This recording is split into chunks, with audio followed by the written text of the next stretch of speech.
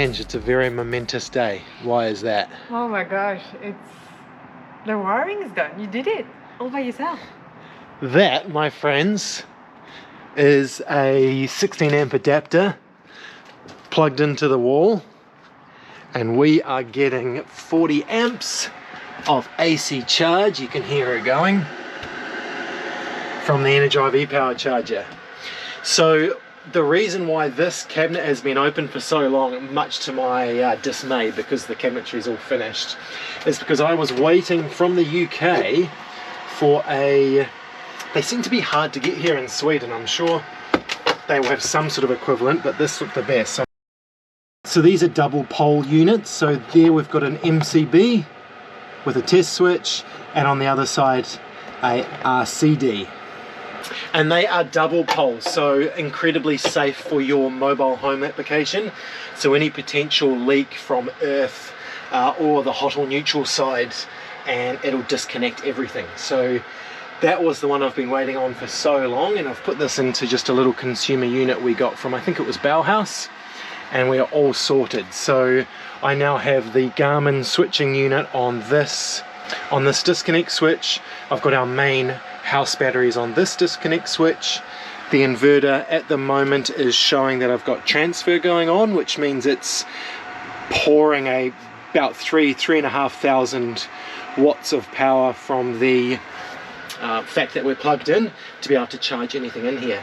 My mum's package, which she sent maybe a month ago, just arrived yesterday, and in there was this, which is a Aussie/New Zealand plug bank. So it means that we can charge our laptops and drone, etc., without having to use little adapters to make them Euro. So we have Oz New Zealand on that side, and we've got Euro on the other side. So that's quite nice. And then, yeah, I just wanted to show you the setup before I put all the cabinetry in, because it's the easiest way to see this Energive system board. So you'll see the huge 95mm cable is all sorted. Under here we've got, hard to see, but what? A lot of wiring going in the back there. All set to go. The solar breaker is working really well. You might even be able to see here, we've just kind of lost solar, but we had 13 amps before, which was nice, but now it's in total shade. We've got the Topagi, which is working. So this is saying 140 litres at the moment. That's the flow meter. And then we also have, unfortunately can't see because of the refresh rate of the camera and the screen, but this is showing 57% on our main batteries. And then if I go across, none of this is set up, by the way, this is just default. I've got main battery at the moment, 35 amps coming in, loads 0.2, so 2 milliamps going out, just the lights that have gone on, and then also showing the DC to DC. Before was showing the 13 amps coming in on solar. And then if I change, we've got the temperature of the electrical cabinet, and then also we've got pitch and roll. So we've actually got an inclinometer with the Cymarine setup that I will calibrate once you're on perfectly flat ground, which it's not here. And then I can easily look on here how we're kind of sitting, whereas on Bowser we've used two little random cheapo bubble gauges and the sun kind of cooked them. This is kind of a better setup. So if we're at camp, we can easily open the back door and have a little look at it, or we can have a look at it on our phones without even opening the back door, and then we can set ourselves up perfectly for sleeping, which is really nice. So I'm just pumped. Also, this Garmin switching unit can also be run from your phone too, so we can kind of control this whole system from in bed or outside of the vehicle, which is pretty neat. We didn't have anything like that in Bowser. We've got an amazing Energive setup, but it's not quite as sophisticated as this Cymarine setup. Chuffed guys, absolutely chuffed. You chuffed, Ange? You can be. I'm very proud of you. Thank you very much. Last time with Bowser I got a lot of help from my friend Brendan over in New Zealand. He got me to wrap my head around everything basically that involves an electrical system, and I'm really proud of myself. I didn't actually even have to ask him one question. Everything I managed to do myself, and with a few like quick Googles and stuff, but I do know it's safe. I have double checked all my AC wiring and there's no way anything can happen. It's all completely out of the way, tucked, it's all up to spec, and I've gone overboard in terms of cost and safety with those breakers. So I'm very confident that we're going to be a-okay with that. Ugly, what is Dada up to? Should we say hi to Dada?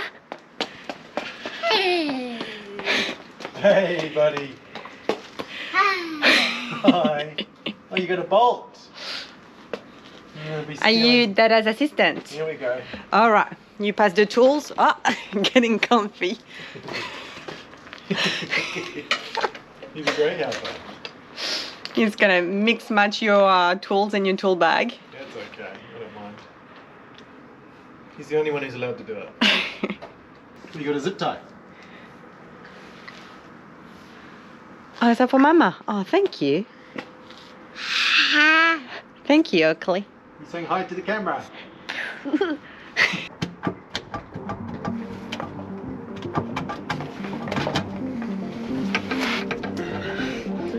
Okay.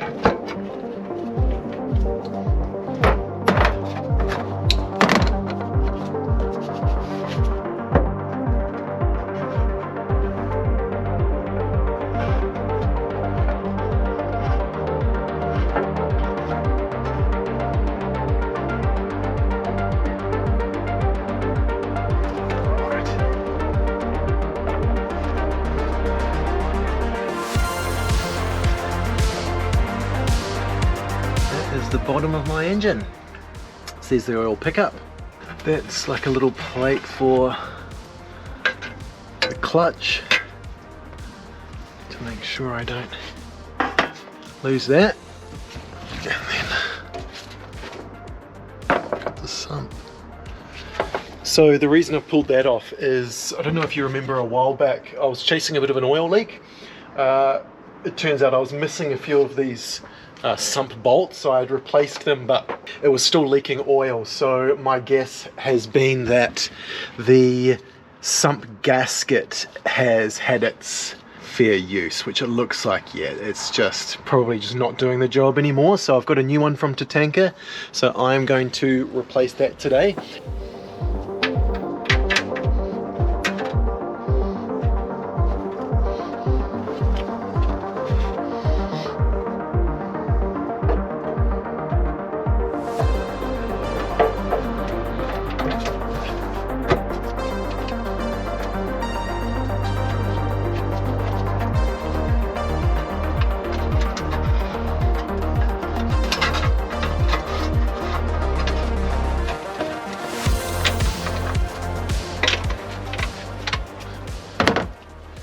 Easy as that. So let me see, I'll tighten these all up now. That was a very easy job. Yeah, I just used my trusty gasket scraper to get all the old gasket off, and then had the new one from Tatanka, and I just put a little bit of gasket sealant underneath that little metal dish thing, because it had already had some very similar stuff on it from the past. I had to scrape it off, it wasn't oil. So I'll tighten this all back up, and then I'll re-add the oil, which was new, so I've collected it in a bucket. It hasn't had any miles on it, so I'll put that back in, and then hopefully that'll be the end of my leaks. I'm ideally going to hit the road with a car that doesn't leak at all. That would be really nice, at least to begin with.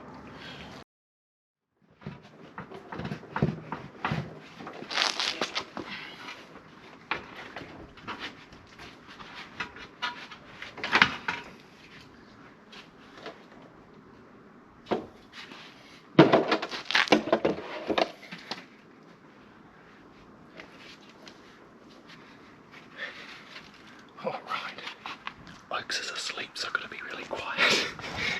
So, old radiator out. So this was the canvas shroud for the fan, so that it obviously funneled air through the radiator. And for us, we don't need it because we've got this nice aluminium fan from Gerald Co. And you can see just the thickness difference here of the radiator itself. Big difference. This is much thinner. And if you weren't watching when I bought it and fixed it, this is a second-hand one off a TGB 20, the larger 6x6 Volvo. So that is going to have much better cooling capacity for us than the original one here. This one is the same that's used in the 4x4 11. And that'll be great when we've got the diesel in as well. It'll give us much better cooling. This is a 24 volt spell fan. This is the strongest, most powerful fan they do for a single unit. So I just need to do all the wiring and everything with a temperature gauge that goes into the coolant hose, as well as a potentiometer so that I can set the fan speed and when it turns on and when it turns off. So that'll take a bit more time. I've heard putting this radiator in is going to be really, really difficult. So I'm really not looking forward to it, but we'll see how we go. Hopefully you heard me before. Oaks is up. They've just gone to see Angie's mum. She's over here, which is really nice. She's going to pick some stuff up from us, as well as drop some stuff off that she had at their place, just so that we're not carrying around stuff that will end up going back to Australia. So that's great. So I just thought I'd measure roughly the core of that radiator to show you guys the difference. So you got the core here. It's roughly the size of that part of the cap. So it's roughly 5 centimeters, 50 mil. And then this one, different design, but you can sort of see that if you imagine the thing is about that thick. So this is just under 8. So yeah, substantially thicker, which is great. So that means more cooling capacity. I've been cleaning up in this dirty engine bay. So this is the snorkel. Crazy. So yeah, it's just literally a piece of pipe kind of going to nowhere. So for now that'll stay. When the diesel goes in, that'll not stay. So I can only forward to that point theoretically, but that is still very high. I mean, that's still really high, but yeah, not ideal. There's not even a filter there. I mean, there's a filter on the other side, but there's no like pre-filter on this end. Anyway, so I've cleaned up all through here. This goes to the diff locks. That's all exposed. So I've tidied that up and tied it up and tied it in here a little bit. This is where I'm going to run the main cable for the radiator fan through the firewall, and that'll run down where the other cables go. This will of course all get tidied up. Now, I think I said before, but I've heard this job is really, really difficult to get this radiator in, but I don't know if anyone's actually tried getting it through this front part here and then dropping it down. I reckon it'll work. I took a little few measurements. I think that'll work. I tried just for a sec to get it up through here without this in the way, and it was really tight. Looked like it would be really difficult for me to do on my own, especially without like scraping everything up and potentially damaging the radiator. And I would definitely have to remove the fan and then put it on once it's in the engine bay, which will be a little bit trickier. So we'll see if I can do it. Let's have a little crack. Wish me luck. Actually, before I do that, this might not interest you guys greatly, but you'll see up here is like a plate. There. It's a plate which is underneath the brake reservoirs. You have a little hatch here that gives you access to the top of the radiator to fill it up. Yeah, you fill the radiator from the inside of the vehicle. Now I'll show you what was in its place. So that is brand new pretty much for me. I've been holding on to that for months and months and months and months and months. This is what was in its place. That there. So there was this huge hole going straight out to the road, and of course making a terrible amount of noise from the road. Wind was coming in and almost lifting one of those glove boxes up at one point. So what I did was, from a lot of where I get the second-hand stuff, Joachim's, I found one that I think must be from a later model TGB. They changed it to steel. So I grabbed that off him, and that can now finally go in the trash. So that should quieten down the cab now really substantially, and underneath I'd put a whole bunch of 3 stages of sound deadener from Dynamat, so that is going to make a really big difference. This is all torn apart at the moment. I'm going to be wiring in that fan. Alright, here goes. It's got some heft to it in comparison to the other one.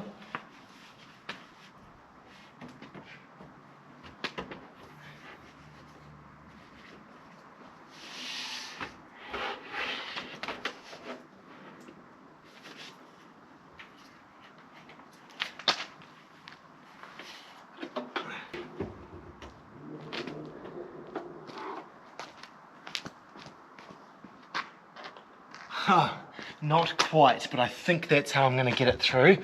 I thought I'd be clever by putting the support brace in already, because Ange isn't here to help hold it. So that didn't work. What I'm going to do is possibly set the jack up, and I'll try that.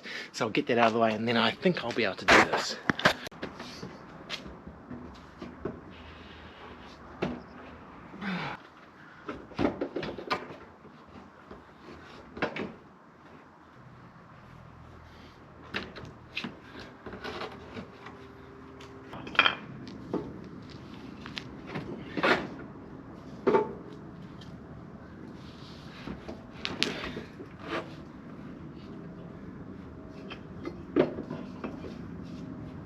Can hardly believe it, I actually got it in. The two really difficult ones were that there's a bolt here and a bolt here, only accessible from inside the cab in these really awkward areas. So I ended up prying it up with a couple of tire irons and some blocks of wood, and that ended up giving me the space to be able to put them in. So very, very happy with how that went today. Now I need to figure out tomorrow how to get this temperature gauge here into the top radiator hose, which is down in there. That I don't think is going to be a lot of fun, so that is a story for tomorrow. Hey guys, so our apologies, it has been a week since we last saw you. We've just had a lot going on as we wrap everything up in the workshop, so we've been selling a ton of stuff. We've also been waiting for a few last minute packages to arrive, and for some reason all of them from all over the world have been delayed. So we're like champing at the bit to go, but yeah, we're just being delayed. I wanted to show you the setup for the radiator fan. Turned out to be by far the most complicated thing I've ever attempted to wire, and surprise, surprise, I couldn't do it, so I needed a ton of help from a couple of legends on the Volvo forum. So thank you Arnold, Tastra and Luke. Really helped me out, drew me some diagrams, and yeah, so the whole place is pulled apart, unfortunately, because not everything's all perfect yet. So let me try and just give you a little bit of a rundown of what's happened here. So we have got the temperature probe going into here. That is set up nicely at the moment. At a guess, I've got it set up to 85 degrees Celsius. That is going to be a work in progress as I work out what the engine wants to be running at for when I basically have 100% fan power. Now, when it has not reached that temperature, I then actually have a PWM controller down here with this little knob where I can change the fan manually. So at the moment, I've got it set at roughly like 35–40%. So as soon as the ignition goes on,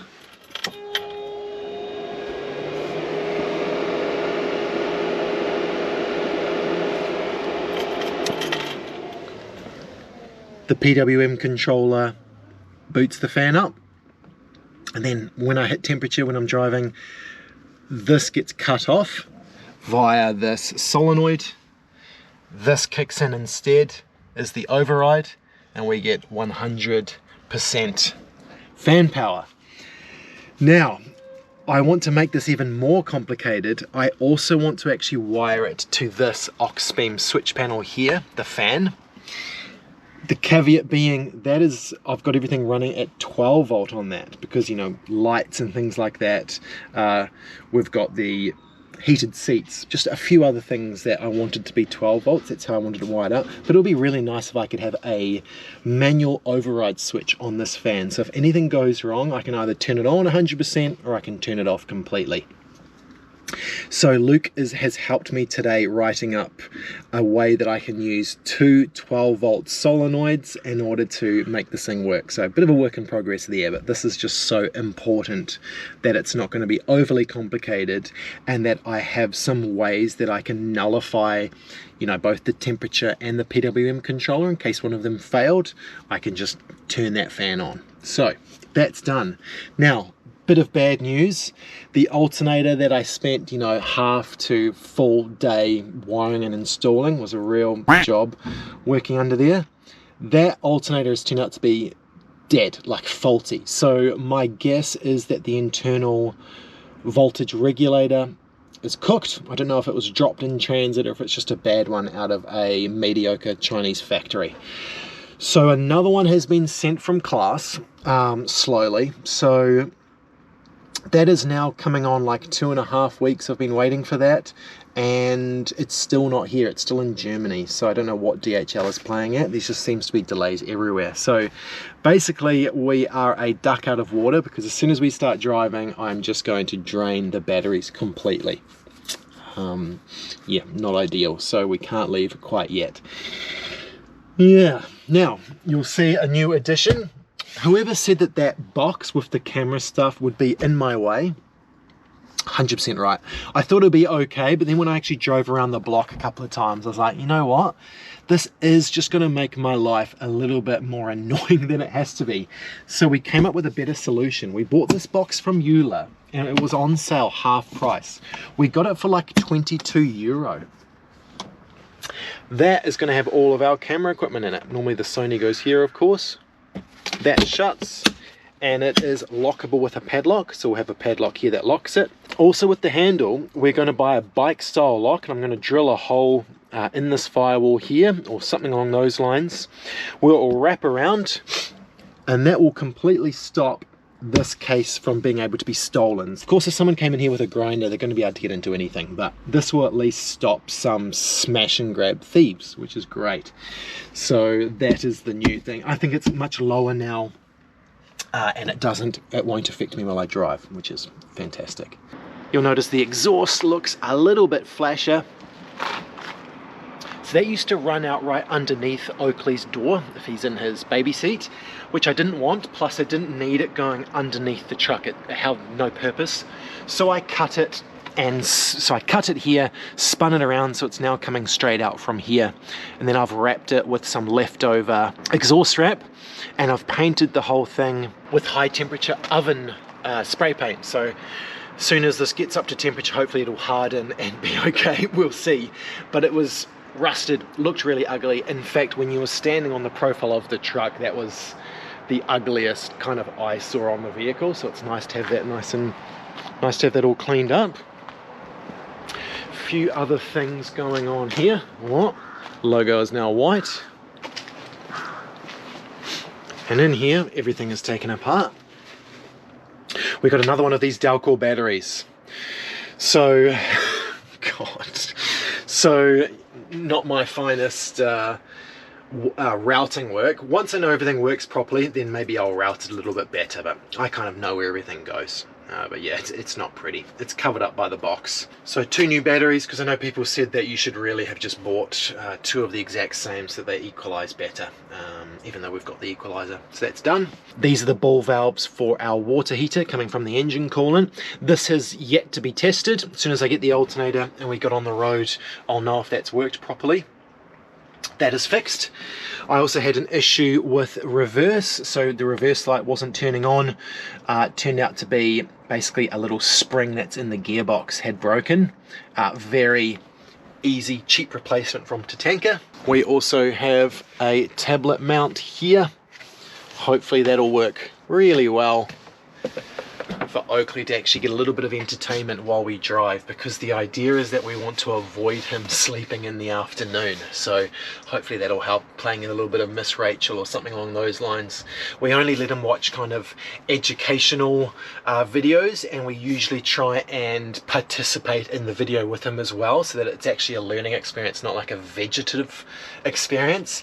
And then we'll have it so that Ange can control it from her phone, so that she can change the video if it's over. We don't have to pull over on the side of the road and, you know, change it on the actual tablet. So that works well. The woodwork is totally finished. I am very chuffed with how it looks, to be honest.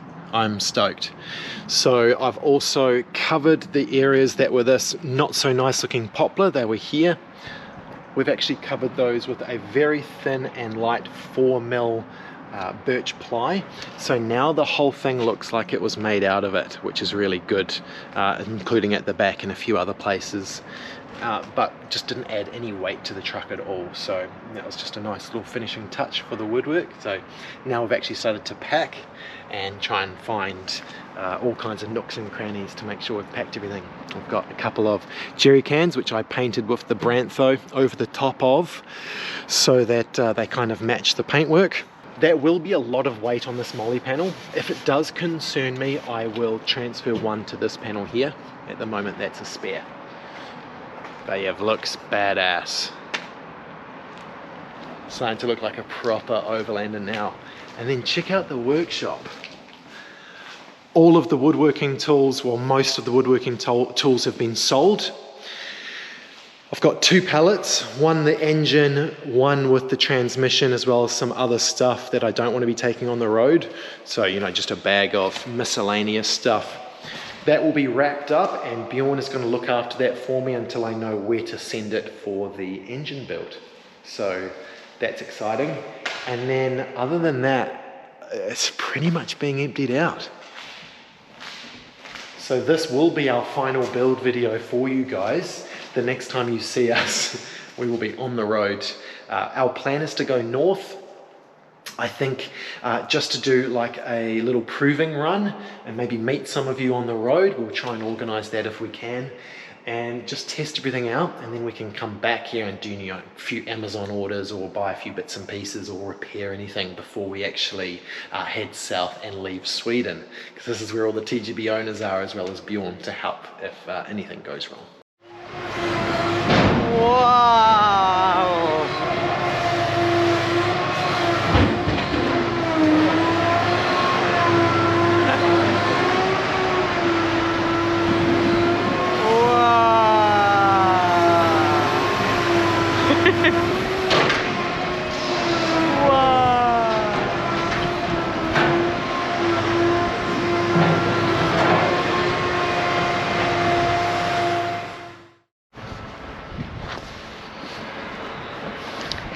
And another epic news that we've had this past week is the motorhome is finally sold. I'm just going inside because it's way too cold and windy outside. So we were actually shocked at the amount of interest we received for the motorhome. We thought that no one will buy it, especially this time of the year. But in less than 24 hours, we got like something like 2,000 clicks on the ad, and someone came for inspection basically and almost bought it on the spot. So we are stoked. I'm actually just shocked and don't really realize. It's weird. We've been living out of it since we've arrived, so it's almost half the life of Oakley we spend in it. So, but I'm very excited to leave this place, as much as it served us well, and I'm so grateful that Bjorn let us live here. I'm excited to move in Skadi. So we didn't take too much of a big loss, which is good for having lived in it since March. So yeah, pretty happy. Now we need to sell the car, the Saab, and that's pretty much it. Other than a few things in the workshop, we pretty much ready to move in full time as soon as we receive our packages.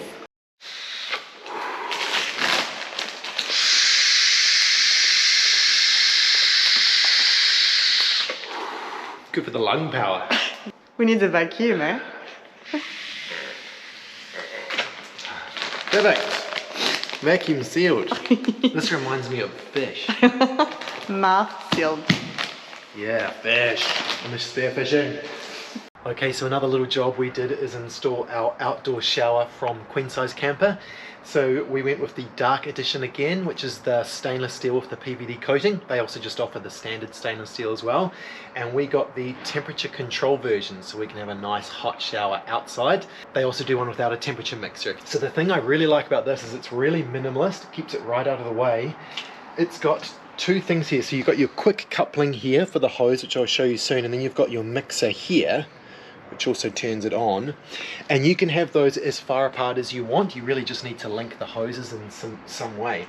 For us, having it here was ideal because we've got our shower curtain here, and basically the goal was to be able to have the curtain open, reach our arm in and be able to control the temperature, turn it on, things like that. So that's going to work really well for us.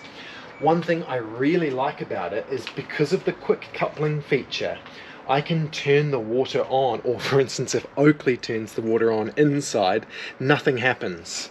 And the pump is on right now. So that was something I was kind of worried about with this idea.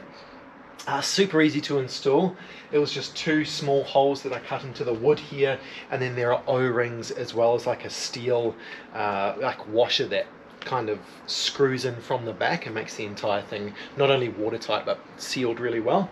So this is the little felt bag, I guess you could call it. So this has got the hose in it, which is really nice. So as you'll see, it's a two-stage nozzle, and then you can turn it on, change the volume and turn off from the actual handle itself. So all I need to do is, and hopefully you can show on here, so it's very similar to like an air fitting. So that just goes in, and then we have got, I'm going to change it to hot. Ange hasn't even seen this yet. Ooh, I'm excited. Oh, wow. Check that out. That's good pressure. Yeah, it's great. And it's hot. It's nice. So the cool thing is we can put that Put a little shower holder. And we have our little shower washing our bums right here, which is pretty cool, hey? And I made it a bit low for Ange so that she can reach it easily. And then this will be really good for filling up Oakley's bath, or giving him a little wash as well, or washing our feet, anything like that. So we were really, really happy with it. And then all I really need to do is just turn it off, because I was worried about a ton of water in the living room.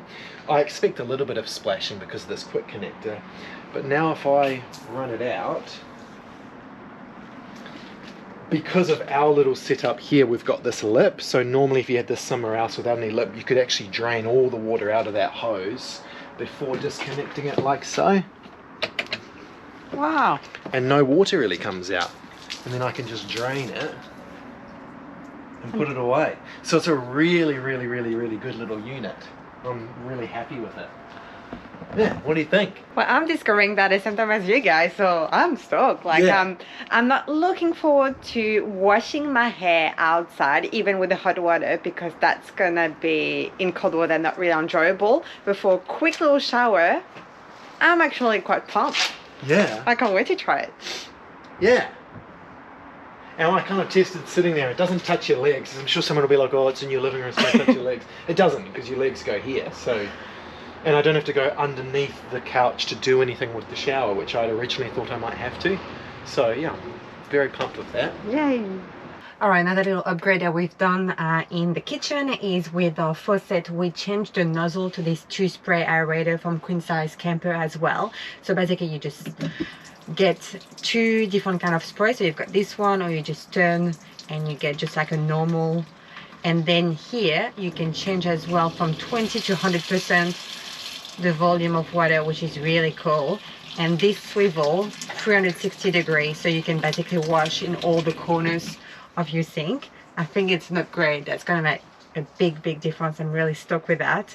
The one we had before, what you could do is like with the palm of your hand, you could just tap it and the water would stop, but you couldn't control the volume. So, you know, I really like this idea. So yeah, it's starting to feel more and more like home. I can't wait to test that in the field.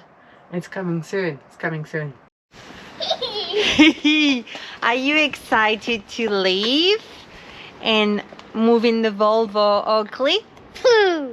Excited to say goodbye to the skip? Oh, bye-bye, yeah. Bye-bye, skip. Can you believe this is the last build episode? Oh, crazy. Hard to believe, actually, for me. Gosh. What a saga. Yeah, we did it. Squeeze. Yeah, we did it. So yeah, we had some good news about 3 days. We received some overdue parcels. Yep, got the alternator, got that in, all working really well. So the first one was faulty, it wasn't anything I'd done wrong, so that's great news. Yeah, we've got a mattress as well, finally. So Chris is potentially going to sleep in a truck for the first time tonight. And it's pretty cold at the moment, so it's going to be an interesting one. So it'll be a very good test before we leave. Thank you so much for sticking with us through the build, guys. I hope you enjoyed it. It was longer than we thought it was going to be. So one thing is for sure, we don't know yet where, how, when will be the next episode, but we won't be here anymore. We won't be here. So say goodbye to the workshop. Yeah, and we'll we'll be in a see new you location. On the next episode. Thank you. Cheers, guys. Bye.